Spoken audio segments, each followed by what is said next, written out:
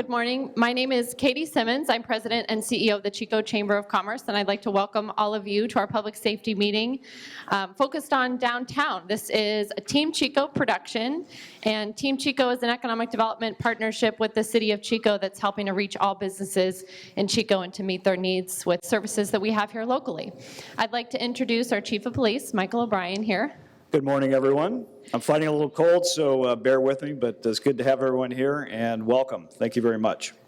And the purpose of these safety meetings is to really kind of localize the conversation about safety. We've held safety meetings on Park Avenue, the Mangrove Corridor, and we will be having our 4th safety meeting on the Nord Corridor South Campus area in December. So what we've been finding as we've been having these conversations is there are needs or issues specific to the geography in some cases, and a lot of the issues are community-wide, so we kind of talk about those as well. So this is an opportunity for you to interact directly with your local police department, to ask questions, to make sure your concerns are heard. We will be taking notes here. This is Melanie Bassett, Executive Director of the DCBA, and she'll be talking with us as well. What's also special about having a safety meeting in downtown is this is the only area in the entire city that has an association dedicated to its business climate, its business issues, economic development, and that is the Downtown Chico Business Association. So we will also be talking about the services that the DCBA is coordinating to keep downtown in particular beautiful, clean, and safe. So I'm going to turn it over to the chief to do some introductions. And as I said, the primary purpose is for you guys to ask questions and to make sure your concerns are heard. So as we ask questions, we'll be running around with a microphone because we're not only amplifying our voices, but we're capturing them for cable TV as well. So with that, Chief. All right. Thank you, Katie. And like I said, good morning. Welcome, everyone. This is very important to not only your police department, but to the community in general. And that is that interaction, that exchange of thoughts, ideas, concerns, issues between the police department and the community. And having this opportunity is very important, like I said, to all of us. And so thank you for taking time out of your busy schedules to come and exchange ideas, exchange thoughts, and allow us to listen and to hear from you and also provide some information. Hopefully that'll be beneficial to the downtown area. And just a little context, I've always considered downtown a very strategic part of our community. It's kind of one of the 3 pillars of this town, the city. The downtown, Chico State, and then the Bidwell Park area. That is kind of the 3 pillars, from my standpoint, that make Chico a very special place to live and recreate. I'm going to introduce a couple of folks from the department that are here this morning. I've got my Deputy Chief, Dave Britt, right there, my lieutenant, who's in charge of this particular geographic region. That's Rob Merrifield. I've got our Target Sergeant, Scott Zeshin, in the back there, and we've got target officers somewhere. Where are they? Paul Ratto, I saw you guys. You're hiding somewhere. There you are, Paul Ratto. And then Jeff Durkin, and then Ed Nelson is our community outreach officer. Those are the 4 right now that comprise our target team. We're adding 2 more by the end of the year, and then 2 more next year for a total of 6, and a sergeant and a community outreach officer. So we're excited about what they're going to bring to the community and to the police department. I also want to recognize our city manager in the back, Mark Gorham. Thank you for coming, Mark. Appreciate your attendance. And do I have anyone else? Did I miss any other folks I need to introduce from the department? I don't think I did. But again, this is very important for us, as I said, to hear from you, our community. The whole beautiful, clean, safe concept started in the downtown area because of things that were happening that were causing great concern to the folks that were doing business here, both as merchants, as customers, and those that were looking to come to the downtown as a nice place to visit. And for a while, it wasn't a nice place to visit. I think we need to be honest about that. I think it troubled a lot of people, and I think it really spawned this whole beautiful, clean, and safe concept that has expanded beyond downtown and into the rest of the community, which I'm excited about seeing. But it started here, and I mentioned this downtown area being a pivotal center for this community, and I think that's why that particular movement started in this downtown area, because everyone realizes it's very important to this community. So with that, I'm going to stop talking. I'm going to allow you guys, as our community, as people that either work, live, or recreate downtown, and we want to hear from you. As I said in all our safety meetings, you're not going to hurt my feelings with honest talk. In fact, I would prefer honest talk. If you have issues that are unresolved, things that we need to look at, things that we need to understand, I'm okay with that. You're not going to hurt my feelings. I know we have work to do. I think we've made tremendous progress in the last several months, but we have a lot of work left that remains. And it's okay that you bring those to our attention. So, like I said, let us have it. Be honest. You're not going to hurt our feelings. We'd rather hear honest conversation than you guys hold back, and not us allowing us to understand what issues are affecting you as a community. So with that, as we start to take audience comments, if you can describe the function and purpose of the target team, because they are just sort of coming back after a hiatus in the community, and what is the target team's role in downtown? So the target team is really created, or was created, to address what I've deemed quality of life crime. And it's the crime that affects you where you work, where you recreate, where you live, where you shop. And that's quality of life crime. It's the bike thefts that we've had throughout our community.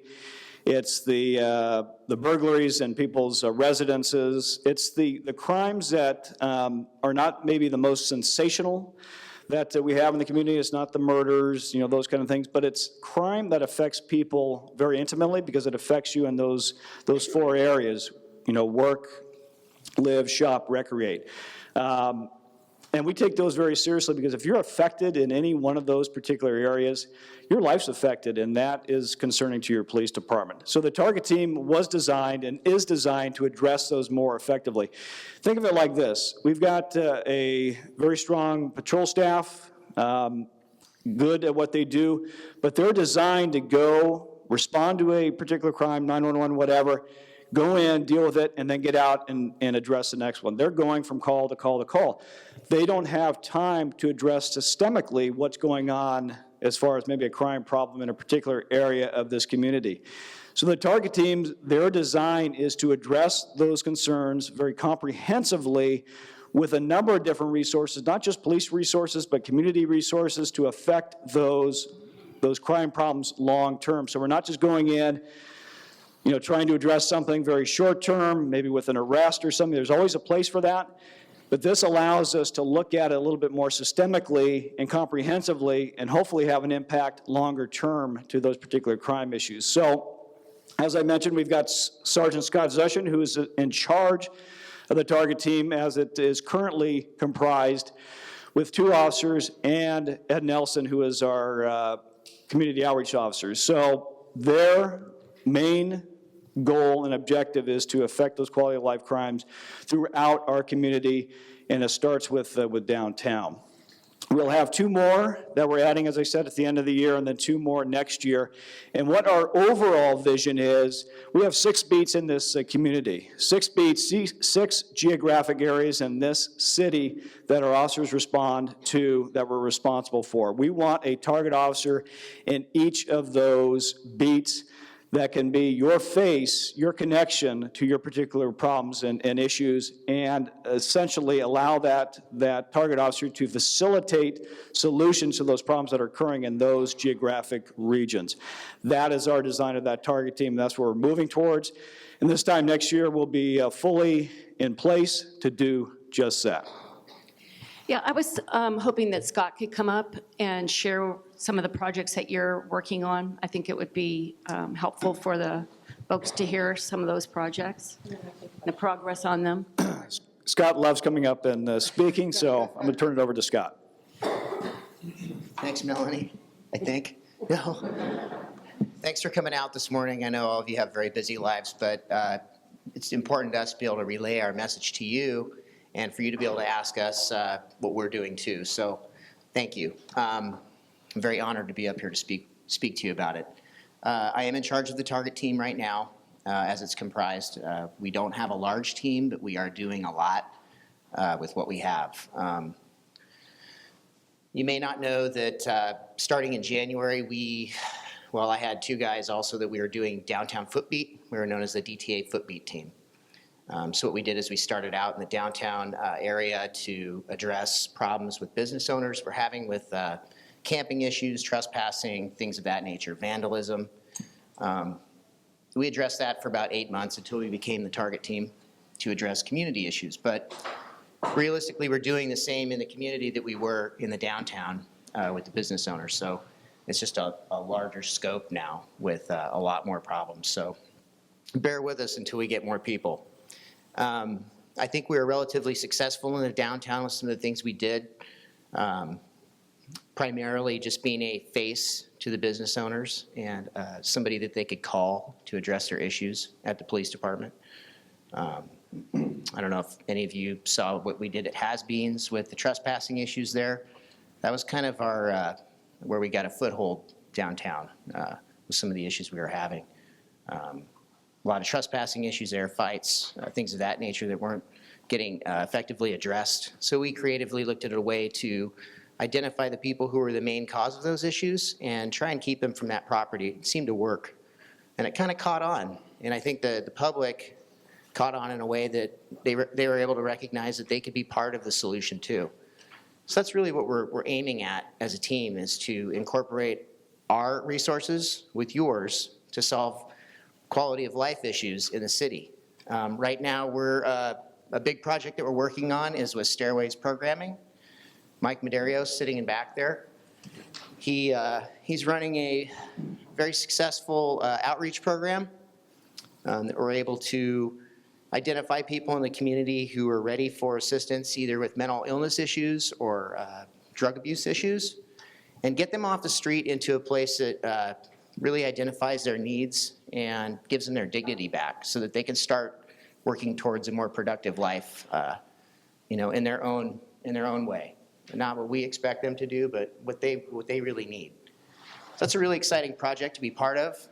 Mike could speak more of the statistics involved with his program with relation to the PD, people that we've found for him.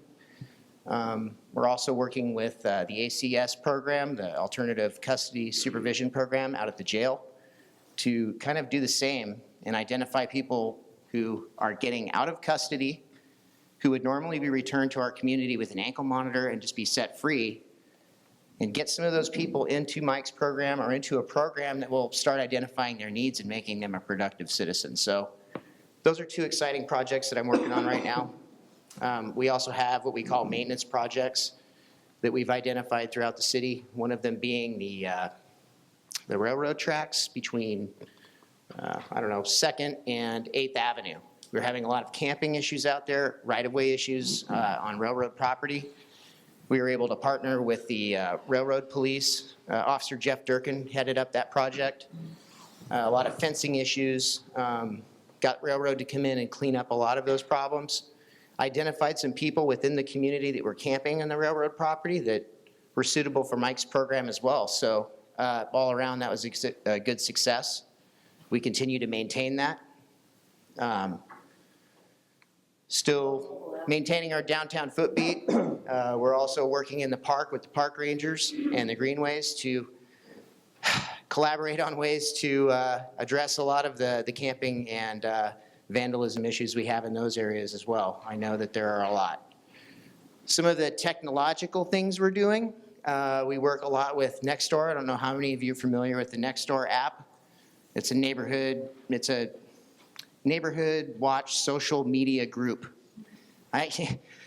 It's different in every city, and we're adapting it to work for Chico, and I could go on and on about it, and if you have questions about it, I can address those later. We're working on an app, a phone app, that will be a direct contact to the police department for crime maps, directory contact, officer commendations, things of that nature. It'll basically put the police department in your hand, allow easy access to whatever part of the police department you need. Social media, we're really learning how to use social media to get our message out there. Twitter, Facebook. Those will be CSO Ed Nelson's responsibility. He's also responsible for what we call CPTED reports, crime prevention through environmental design.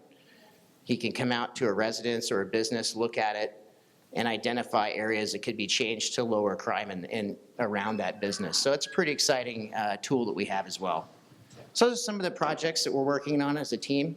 I guess now I can just open it up to questions. Yeah.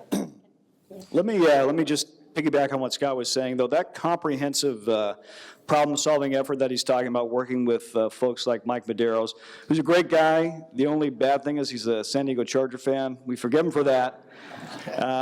But finding creative ways outside of the normal, arrest, conviction, problem-solving method that we've tried for many, many years that still we have to employ, but looking at things a little bit more creatively, finding ways to impact these problems with creative solutions, that's what the target team is designed to do. Okay, we're ready for questions or comments. I'll be running around with the microphone. Anyone? Anyone want to kick us off? Sure. Okay. Ben? Good morning. I've got a question. You're talking about downtown as a pillar, which I completely agree. Chico State is in that vicinity, and they have their own force. Historically, I think there's been maybe a boundary area where they don't come out far enough or support maybe the Chico Police downtown. Are you seeing that being a change to where, that Thursday, Friday, Saturday night flow can have support for your team? Absolutely, and that's a great point. Chief John Feeney took over just about the same time I did, and we have a great relationship and some things that are exciting that are moving in the right direction as far as that collaborative approach between the two agencies is a soon-to-be released memorandum of understanding as far as how the two agencies are going to work together. This past Halloween, if you guys did not know, there was a significant shift in that relationship as far as how their officers and our officers interacted with the Halloween criminal activity that was a Thursday, Friday, Saturday event. And that change in that relationship, the change in the MOU that we're going to be announcing here shortly is a very dramatic and significant change in the way we're going to do policing in this community. And you're going to see a much better interaction between the two agencies, a more collaborative approach, and by that design, you're going to see a safer downtown, a safer South Campus, a safer North Campus because of that new and renewed relationship. So yeah, that's a huge change that is occurring as well. So thank you for bringing that up. Thank you. I live, I'm not here from the business community. I live on North Cherry Street. And I've noticed over the years that just south of West 4th Avenue for several blocks, Cedar, there is a chronic, low-grade, sometimes high-grade crime problem. And it seems like a neglected part of the city. One just has to drive over the roads to see that it's not top priority. And I wondered what the police department and the city manager thought about what might improve that situation. That is a good question, and our Nord Safety Corridor safety meeting that we had, they've had 3 now, Katie, is that right? Had 3. One of the concerns is that specific area, and we realize it, and it's been a very significant change in the environment over there. When I went to school here, that was all college housing, and it is not predominantly college housing right now. It's much different. Even though the proximity to the campus is maybe the closest anywhere in town, it's not that dynamic anymore, and we'd like to see a return to that. More college housing in that particular area. And I know there's some exciting things that are going on. I don't think I'm at liberty maybe to speak to. I don't know if Katie, if you can from the business side or not. Why don't you go ahead and jump in if you wouldn't mind. There has been some change in ownership of a lot of the properties that are in that area, and it is a goal of the new property owners to achieve 100% student occupancy. So I think that that's going to change, I think, the dynamic of the area. We recently did a safety walk on Columbus Avenue, and we talked with property owners, and we talked with, I guess we didn't directly talk with residents, but we heard some feedback, and these issues are being addressed at our North Safety Corridor meetings. We're also talking about the bike path that runs along campus between the railroad tracks, and about how that needs some special attention, maybe some surveillance, which is a project we're kind of working on. So that's kind of why we're moving these safety meetings around town, so that we can look at specific issues and we can address them with business owners, with residents, with property owners. And a lot of that, I would say, has been a very positive outcome. So I hope that helps a little bit. There is some good movement. Our objective, I'm going to steal this from Chief Feeney, that the mile radius around the campus should be one of the safest areas in this community, and right now it's not, and we need to make it that way. And I always cheer when I hear that, because that is a significant change from, I think, what we've been experiencing in Chico, and that will include downtown. So when we talk about that mile ring around campus with that kind of both agencies maybe potentially being first responders, I'm not sure if this is true in the MOU, but that will definitely change the experience, I think, for businesses and for residents operating in that 1 mile radius. We think they're all interrelated, and having a safe North Campus is going to make our downtown safer. A safe South Campus will make our downtown safer, so it's all interconnected. Other questions? Have you developed a telephone number that is better, I would think, more easily accessible than 911? When you see, say, a group of homeless people sitting or camping in a place you know they're not supposed to, or even having left their belongings and nowhere to be found, is there a number that the public, that citizens can easily call? And that's some of the things that Scott was talking about as far as improving the access from the community to the police department to address those very concerns. I'm going to have Scott talk about that real quick. Yes. Next? No. We have developed a phone number. We have developed an email. We have not rolled that out, and simply because we cannot resource it. And something I've stood by from the beginning with the chief and my bosses is we are not going to roll something out that we can't possibly resource. But it is waiting.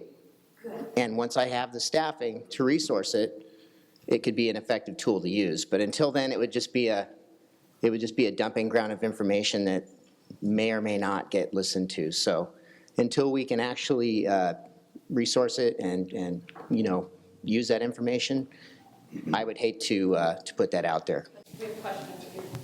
And real quick, if I may just jump on what Scott said, we do not want to just take information and then not respond. We want to be able to respond to your concerns.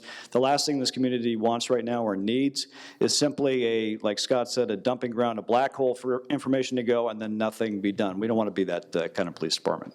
So is that going to be part of the tip line on the app, Scott?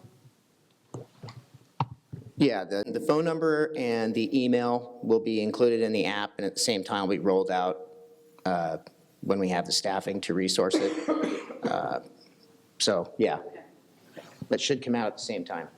Can I just say one thing? I think most of you, maybe not all of you, are aware, but in the interim, because the police can't go out on every one of those kinds of calls, Loretta, to move folks along, 1st of June, we do have private security in place 24 hours a day for you to call for that very reason, just to sit down and move folks along. So I hope all of you have that phone number. If you don't, please see me afterwards, and we have little stickers with those phone numbers. It's like a stopgap measure until and while the police is building back their force. So where does that private security extend to? How far? Just the downtown area? Because I live on Queen Street. Does it go that far? yeah. Okay. Great, we have a question over here. Speaking of moving things along, when will the ordinance be implemented that was passed a couple of months ago in regards to moving?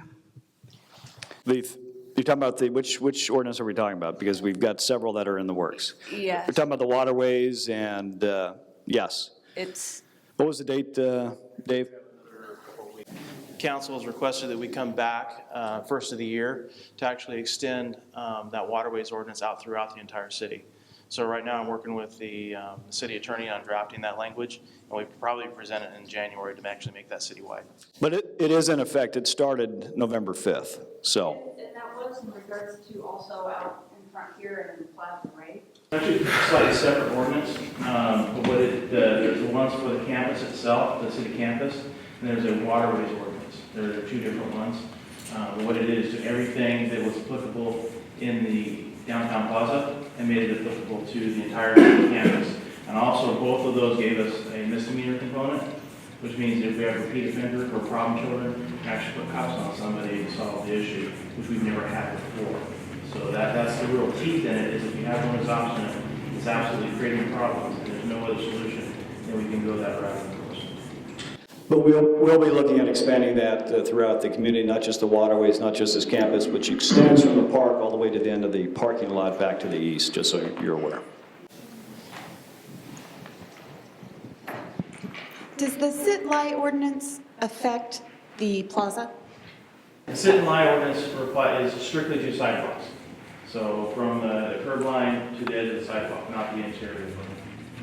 The new ordinance that we were just discussing, that does essentially start from Main Street on the park and move all the way east through the parking lot. So that's where that takes effect. Any business owners or people or anything, if you have a chronic homeless problem, you can call our outreach team as well. And we can come out during our outreach and work with them and address them and see if we can help them with services or address the need to move people on. That's available to you as well. And you can get my card afterwards, and you're free to call us to help with that. Hi, I'm a small business owner here downtown, and I was wondering what the protocol was for whether it be mentally ill or somebody that is on drugs that is wandering around town and hollering profanity and things like that. I have been having a problem recently with some of these people coming into my store. We're a one-person store, and it's a safety concern for me and my staff, and we've had to call our neighboring businesses to come over and help us, to assist us to get these people out of the store. But I see them as I come to work and during the day when I'm walking around, I see them walking around downtown, and obviously they're mentally ill, obviously they have a drug issue, but I'm wondering what the protocol is for that when the police department or somebody sees them out.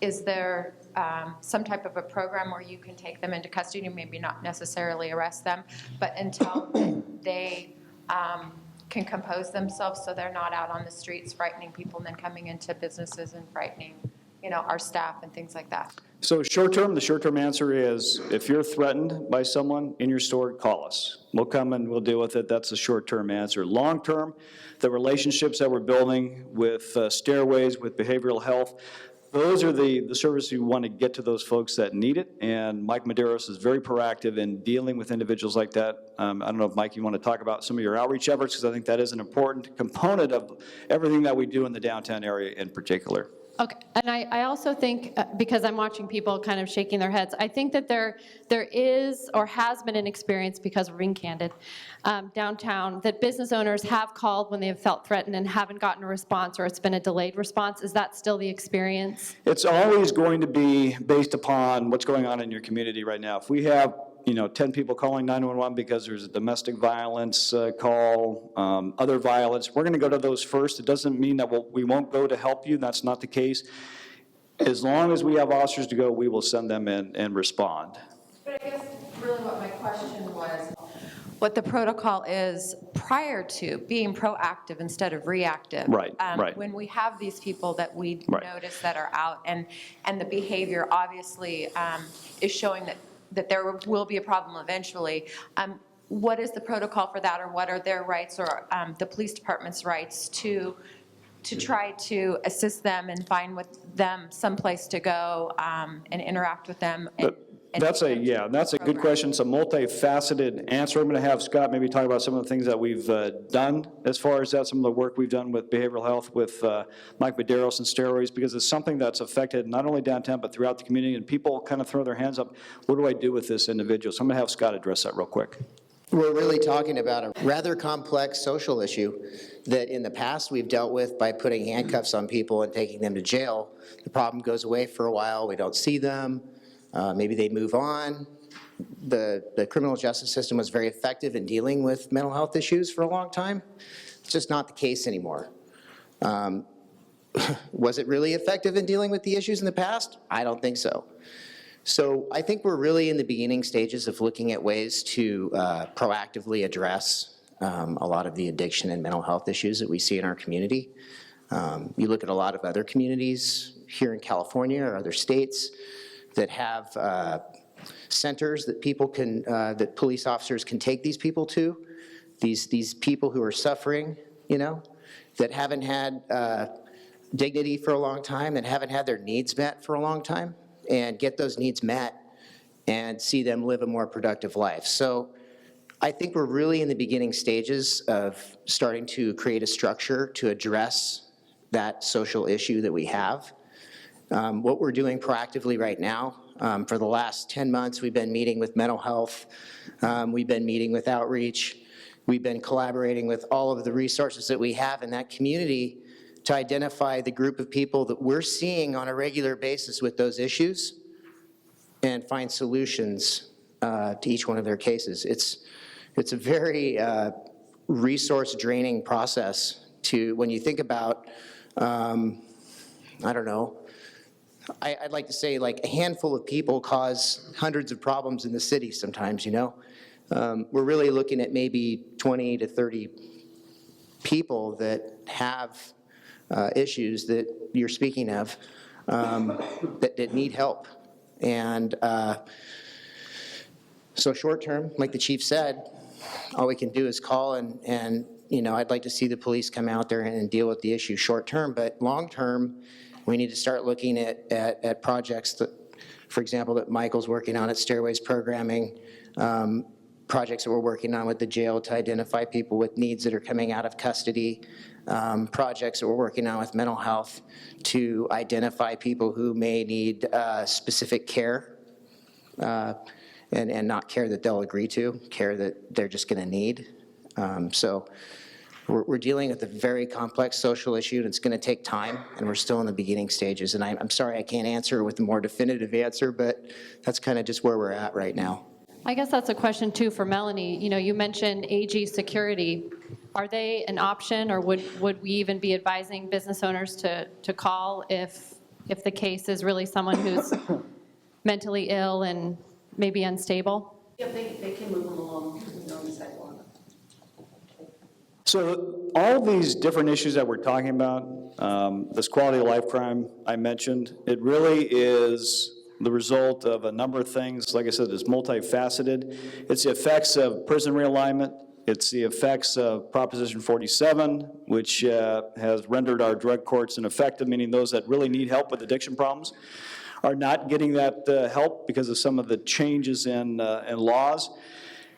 It's the mental health issue crisis that we have in our communities. It's multifaceted, and I'll tell you with quite candor, it's beyond your police department to solve them by ourselves. And that's why we understand and readily admit that we will need the entire community's response to these issues. It's going to take a number of different things to address them effectively. It will not just be your police department, because we do not have the resources to solve all these issues. We do not.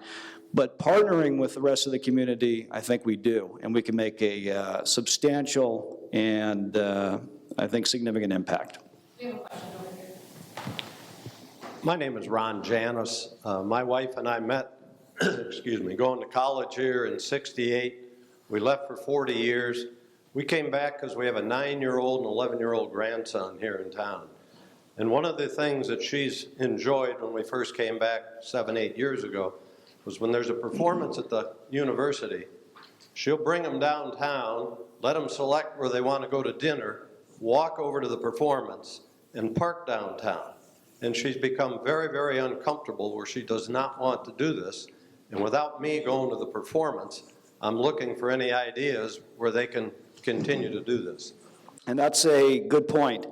And I, as your police chief, find that unacceptable that anyone in this community feels unsafe going anywhere in this city. I find that unacceptable, and we're doing everything we can to change that. It's going to be a process, like I said. We understand those concerns that you have. I've heard it from other people, and we're doing everything we can as far as the structure of your police department and how we're addressing these issues to make an impact. I think we're having some impact. I think if you go back a year from this date or even 6 months, I think you'll see a change, and I'll allow the business owners and people that frequent downtown to really answer that for me, but I think we're making an impact. It's going to take some time. I'm not here just to sugarcoat everything. I'm trying to be honest, but we are making an impact, and we're committed to making an impact because what you just mentioned to me is unacceptable as your police chief. I'm going to have Michael just make a few comments about stairways, and then I have a couple of questions lined up.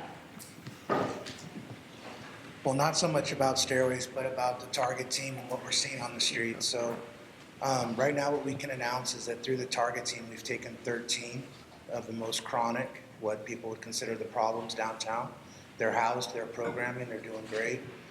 Tomorrow we'll take another one off the streets. Now, 2 of our people were on basically the most wanted list for causing the absolute most problems downtown, costing the city the most money. 2 of those people, one now is housed and tomorrow the other one will be. So they're doing big things. We're talking about 35 days now, 13 people off the street. So the impact the target team's having right down here in the downtown is huge. It's going to be a while until we see it in a really big level. But right now, trust me when I tell you that it's absolutely having an impact and it'll be noticeable. There's always going to be, that person that stands out in that right now. But if you guys look around and you give it a little while, you're going to see more and more officer involvement with the community policing model, where they're almost in a social work role, because that's what we're having happen right now. So that everyone knows it's happening. It's not something that in years past where we've been told, hey, we want to get to the point to where we can do this. They're doing it. It's absolutely having an impact. If you question that, I have 13 people right now that shower every day, eat every day. We have 2 people that have gained employment out of that 13, and 2 are registered next semester in college. So we're seeing it, and what's important that we understand is that when they just arrest, that's when someone's eventually going to get out. When they're supplying these services, what's happening is people are getting out and they're not going to be a problem again. So I know for myself, I've seen people that I've worked with and then they disappear, and it's like, okay, and then 6 months later, here they are, a problem again. With the way they're doing it, they're not going to reappear as a problem in the future. So it's a really big deal that we're seeing, and they're doing phenomenally well with a tiny bit of resources. So when you call and they don't show up, they don't always necessarily have the resources because there might be something major going on, and that's where they're saying, give us a call. Maybe it's a situation we can de-escalate, or it's someone that we know and have a relationship with, and we can just take them on and have a conversation with them. Sometimes that's all they need. The last thing I'll say is I go to a lot of these meetings and everyone asks Chico PD about the mental health issues, and then I go to some of the behavioral health ones and they're empty meetings. They absolutely are collaborating with behavioral health, but we need to go to those meetings and we need to get behavioral health to step up their side because they're limited on what they can do. If they engage someone that's mentally ill and they take them to the hospital and there's no follow through, they can't do anything from there. If behavioral health doesn't do the follow-through and provide the necessary treatment, there's nothing more law enforcement can do. So we just need to make sure as a community that we're making sure that every aspect. So when we ask Chico PD what they're doing, we need to also ask County Behavioral Health what they're doing. Thanks for those numbers, Michael. It's huge. Really huge. But I wanted to add on to something that we were just talking about, a component of a proactive program we have been working on since 2010, and I can throw some numbers at you. It's called the HELP program, and what it's designed to do is identify individuals who are in Chico that need to get somewhere else to a support group that will benefit them, not just go somewhere because they want to go. We vet them out quite well to make sure that there is a support group on the other end waiting for them. We'll buy them a bus ticket and make sure they get there, and then follow up to make sure that they're there. Since 2010, we've sent about 205 people out of Chico to support groups in other areas. 23 of those people have returned to have contact with the police. And out of those 23, we have a very small number that have been repeat contacts. So that's a successful program that we've been working on since 2010, and that's only a small component of what we're doing, but I just wanted to throw that out there. So does that make sense? When we're talking about these different solutions to different problems, it's not just us going out and placing handcuffs on people. Sometimes that is something that we have to do. Don't get me wrong. Enforcement is an important part of our overall strategy. But the community policing model is about what we're talking about here today. It's bringing in these different resources to bear on these long-standing problems and trying to find long-term solutions. And that's what you're hearing about today, and we're going to only increase that effort as we go along and move in this direction. Remember, we've only had this model in place for 6 months, 5 months, and I think you're already seeing some results of that. As we continue to move our department in that direction, you'll see, I think, a greater impact in these problems that we're talking about here in the downtown area. Okay, I have kind of a more specific problem. I think we all know that Thursday, Friday, and Saturday nights are kind of be a challenge downtown. I'm the general manager for the Saturday morning farmers market, and so Friday night kind of carries over for us because our staff is in that parking lot at 5:30 in the morning. We have the cars that are left from Friday night. We try to mitigate that with we bag the meters, but we often have encounters with people who are either still out from Friday night or are just out all the time, and so sometimes we have had officers that come through the markets later in the day, and that's always wonderful. I think that we've all seen a big change in the way that your officers are responding to the downtown. But I just kind of wanted to make you all aware of that there is just a few people are in those parking lots, but I have her showing up at 5:30 in the morning, and she's the only one in the parking lot, barring maybe somebody who has slept in their car all night or somewhere else, and they're wandering through the parking lots. And so there have been issues in the past at that particular time. And since it's something that does happen year round and is kind of predictable, I just kind of wanted to throw it out there. Well, we appreciate that, and that's exactly the kind of thing we need to hear, because we can get some officers out there, maybe roll through in our police cars at 5:30 a.m. if that's when you're experiencing the problem. That's a predictable issue, like you said, and so having that information is one of the key elements of this whole model that we're trying to implement, so thank you for bringing that to our attention. Good question here. As a business owner that opens up really early in the morning, and I've been at these meetings before, I'm wondering if you guys have a plan in place for restrooms and stuff to be open for, whether they be homeless, transient, passing through, just need to use these restrooms. I have people showering in my bathrooms, unsafe things happening first in the morning. And then the second part of that question, excited to have beat cops again, but since the last meeting I was at, I've only seen their presence once. So is there a plan in place going into holiday or anything else to have them in place more often, maybe on those Friday nights and stuff like that? You'll see our target team spending time downtown. We know that's an important part of their job. As far as the bathrooms, I'm not a bathroom expert, but if it's something that helps in what we're talking about, then we'd be open to anything.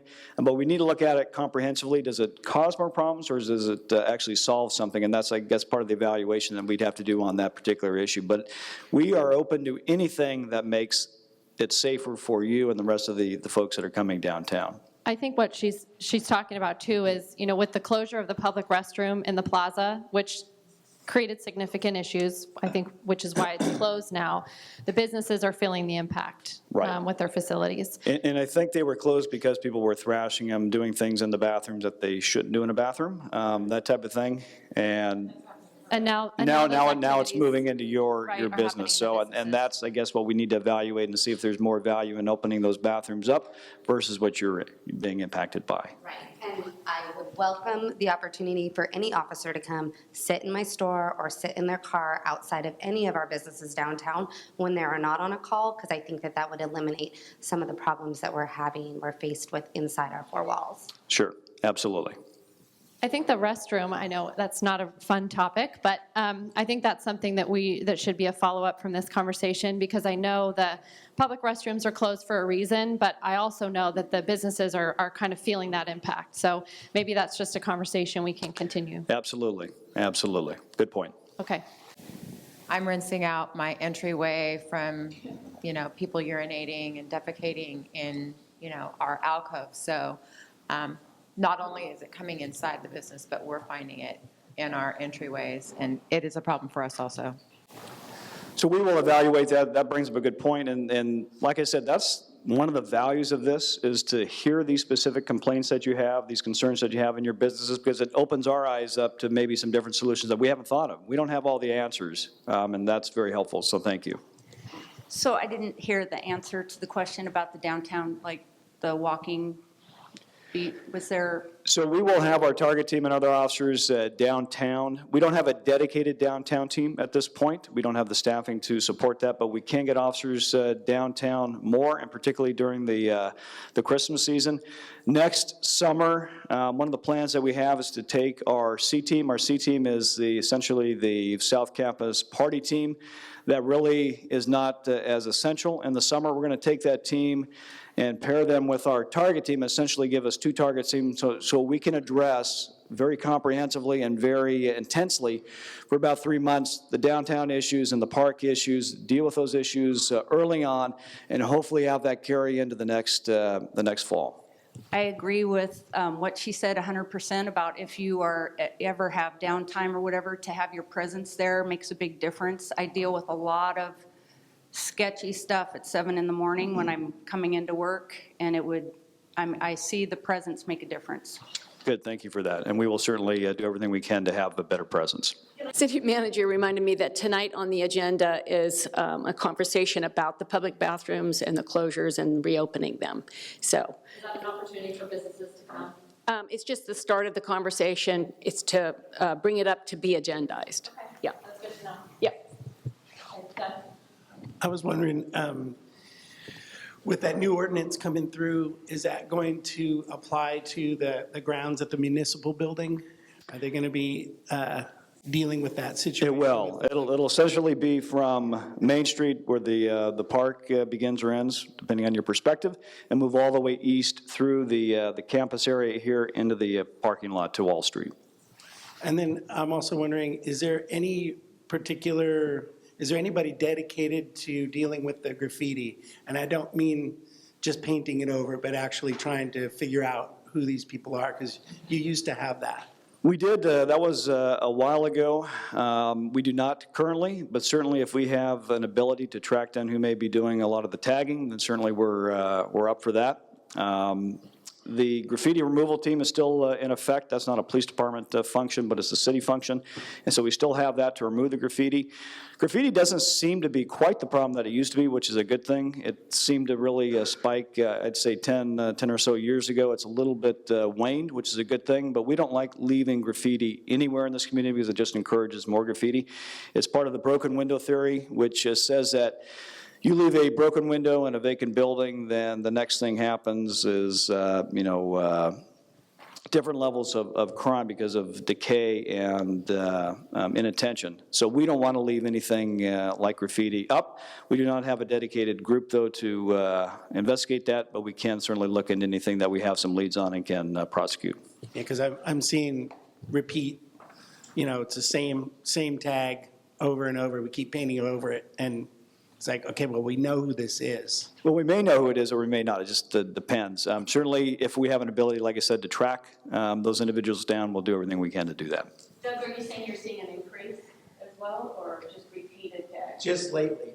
Okay. Any particular area specifically? My building at 4th and Main. Okay. We'll take a look at that. Thank you. It's nice to see that there are some facilities for people that want help starting to help them. Some people don't want help. And I think closing the restrooms, which is causing some people problems, turning off the water department, the water fountain, turning off electricity so people can't charge their cell phones, going into the park with big loud dogs, making people really uncomfortable, moves those undesirables out of town. I think if we're made uncomfortable, I don't want to go downtown either. We go to the Laxon Auditorium, and man, I want to park my car close. I get here real early so I can. So, but, I'm uncomfortable, so I'm going to move out of town.